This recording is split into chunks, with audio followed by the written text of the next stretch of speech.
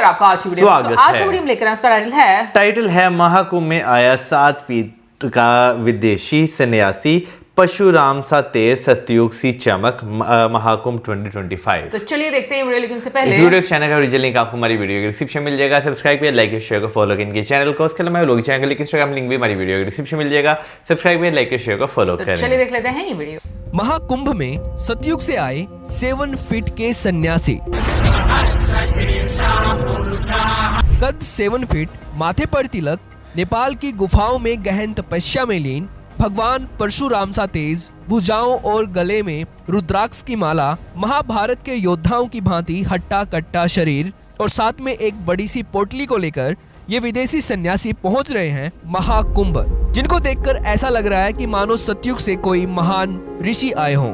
आपने Instagram reel और YouTube shorts पर इनकी ये वीडियो कभी न कभी तो जरूर देखी ही होंगी, जिसमें इस विदेशी हिंदू सन्यासी की वेशभूषा को और इनकी कद काठी को सतयुग के ऋषियों से जोड़कर देखा जा रहा था।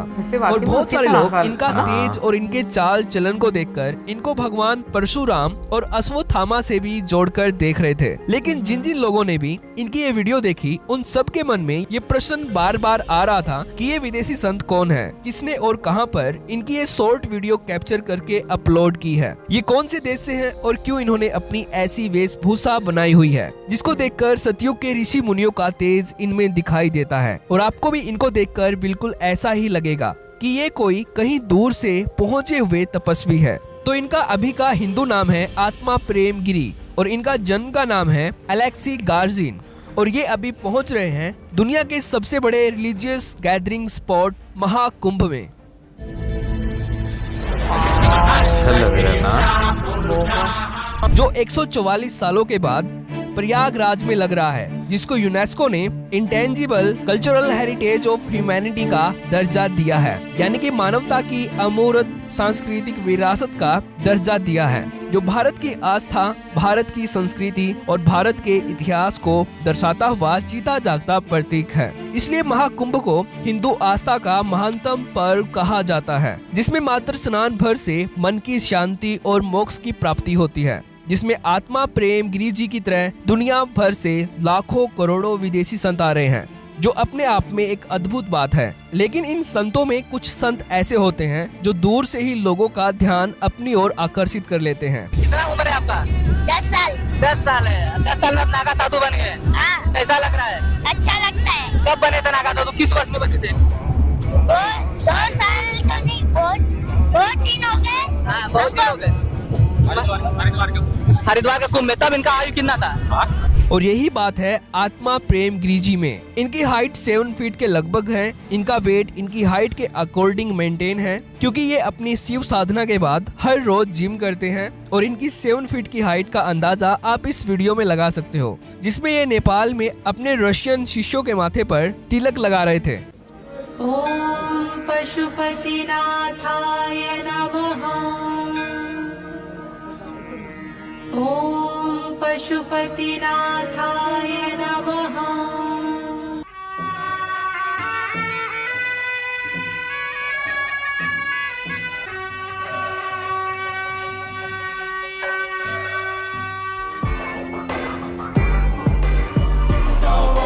лет.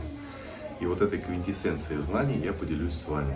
ओम पशुपतिनाथ। और ये ब्रह्मचर्या का पालन करते हुए भगवान शिव के सच्चे भक्त हैं, और अपने विदेशी शिष्यों को भी ब्रह्मचर्या के नियमों को फॉलो करने का आदेश देते हैं। और महाकुंभ में ये अकेले नहीं आए हैं, बल्कि अपने 1 डजन से ज्यादा रशियन शिष्यों के साथ ये आ रहे हैं। लेकिन यहाँ पर सवाल ये आता है कि अलेक्सी गार्जिन यानी कि आत्मा प्रेम गिरी जी भारत के किस महान संत के शिष्य हैं, और क्यों ये अलेक्सी गार्जिन से आत्मा प्रेम गिरी जी बन गए। तो दोस्तों, आत्मा प्रेम गिरी जी रशिया से हैं, और ये पिछले 30 सालों से सनातन धर्म को अपनाकर नेपाल में रह रहे हैं, और नेपाल की गुफाओं में गहन तपस्या करते हुए प्राउडली सनातन को फॉलो कर रहे हैं, प्राचीन ऋषियों के नियमों पर चलकर, और भगवान शिव की साधना कर रहे हैं। इसलिए इन्होंने अपनी आध्यात्मिक शक्ति के साथ साथ शारीरिक शक्ति का तेज भी बढ़ाया हुआ है, जिसके कारण इनका स्वरूप भगवान परशुराम की भांति दिखाई देता है। इमेजिन कीजिए कि ये पिछले 30 सालों से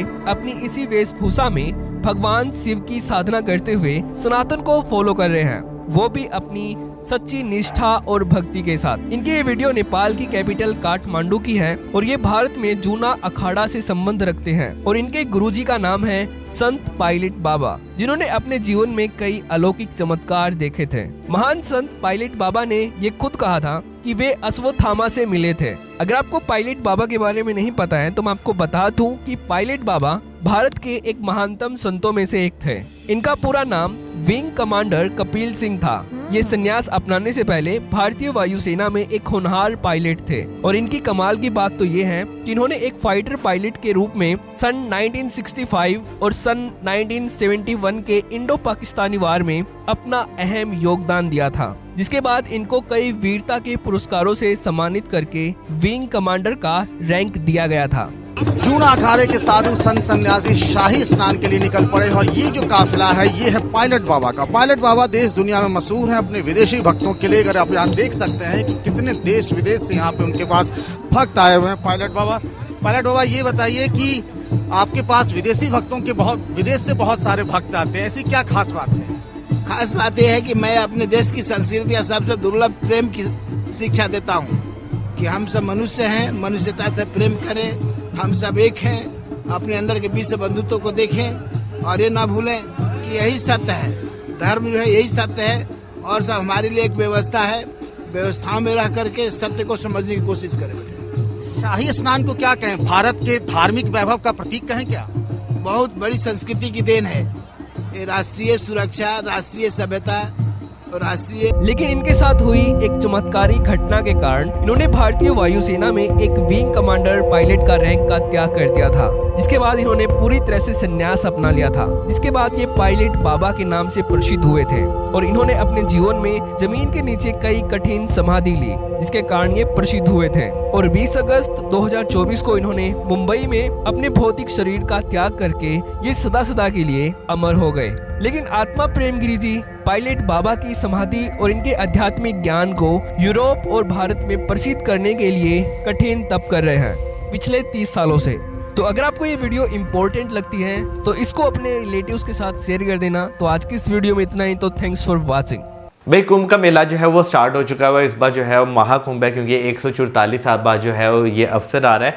और मेरा ख्याल है कि भाई ऐसे जब बड़े बड़े जो है अवसर आते हैं तो उसमें कोई बहुत सारी चीज़ें जो है वो ऐसी होती हैं जो कि मेरा ख्याल है कि हर इंसान के लिए शायद वंस अ लाइफ जो है वो हो और वो ऐसा इंस्पायर करे कि वो ज़िंदगी बदल जाए इंसान की। बिल्कुल। और मैंने ये बात पहले भी बोली थी कि जहाँ तक हम लोगों ने सुना है कि कुंभ में अभी तो आज मतलब महाकुंभ जो है वो स्टार्ट हो चुका है, लेकिन कुंभ के मेले की भी अगर हम लोग बात करें तो वहाँ पर आपको ऐसे साधु संत नज़र आते हैं जो आपने कभी नहीं देखे होते। और अगर जैसे हम लोग अभी जो बीच में हम लोगों ने देखा जिस तरीके से वो नेपाल में रहते हैं और गुफा में रहते हैं, तो अब महाकुंभ अटेंड करने के लिए वो आ रहे हैं। पता नहीं, बहुत सारे लोगों को हो सकता है कि ना पहले उनके बारे में पता हो, मतलब बहुत सारे लोगों को पता भी होगा, लेकिन जैसे हमारे जैसे लोग हैं और भी बहुत सारे लोग, जिस बंदे ने भी वीडियो बनाकर उनकी अपलोड की होगी, बहुत सारे लोग उनको जो है वो जानना शुरू हो गए होंगे।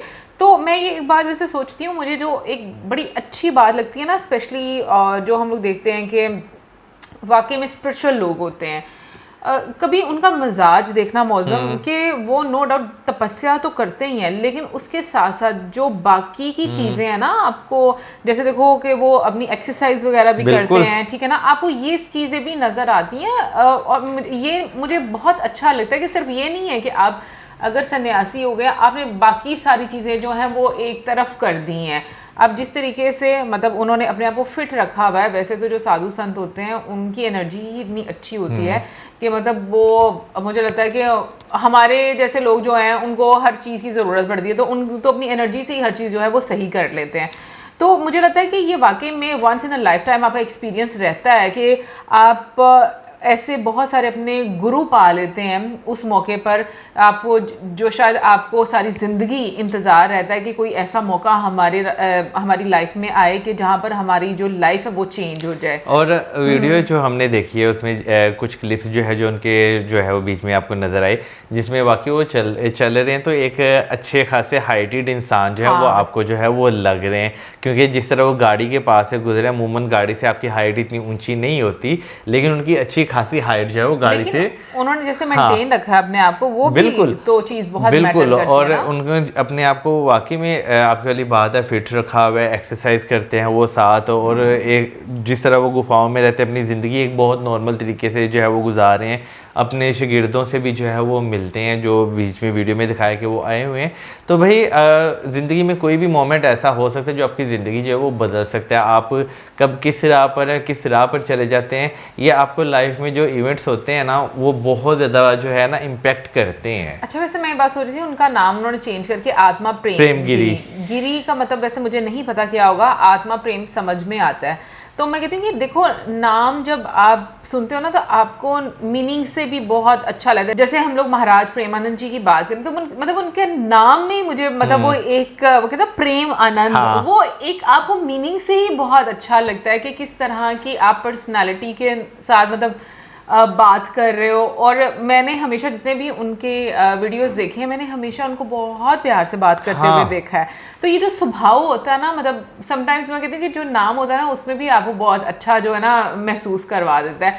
लेकिन कुंभ के मेले में मुझे लगता है कि अभी बहुत सारी वीडियोस हमारे सामने ऐसे आएंगी शायद जो कि हमें हैरान कर दें, क्योंकि मुझे ऐसा लगता है कि मैं अक्सर जब देखती हूँ ना वीडियोस जो स्पेशली संत मतलब लोग होते हैं उनकी, आप उनकी गुफाएं भी देखो तो वो कितनी आपको मतलब ऑर्गेनाइज्ड, और हमारे जहन में कुछ और होता है। हमारे जहन में गुफा होती है भाई जो हम लोग नॉर्मल देखते हैं, जैसे हम मूवीज में देखते हैं वो, लेकिन जब आप ऐसे देखते हो, जैसे अगर तुम्हें याद हो बिल्कुल जो हमने मैजिक मंकी की जो वीडियोस में जो है जो माजी थी जो हिमाचल में जो है वो रहती थी, जहाँ से गंगा जो है शुरू होती है और उसके पास ही वो रहती हैं, गर्मी सर्दी वहीं पे रहती है। उनकी गुफा भी जो है विस्तार से बता दिया, उनकी गुफा भी जो वो भी काफी ऑर्गेनाइज्ड थी। हाँ, तो मतलब मैं ये बात कहती हूँ कि देखो हमारे जैसे आम लोग जो हैं वो जब सोचते हैं ना तो उनका सोचने का बहुत नजरिया चेंज होता है। जैसे कि एक किताब जो मैंने पढ़ ली है और उसका मैं हमेशा जिक्र करती हूँ, Mongo Ali who sold his Ferrari. हाँ एग्जैक्टली।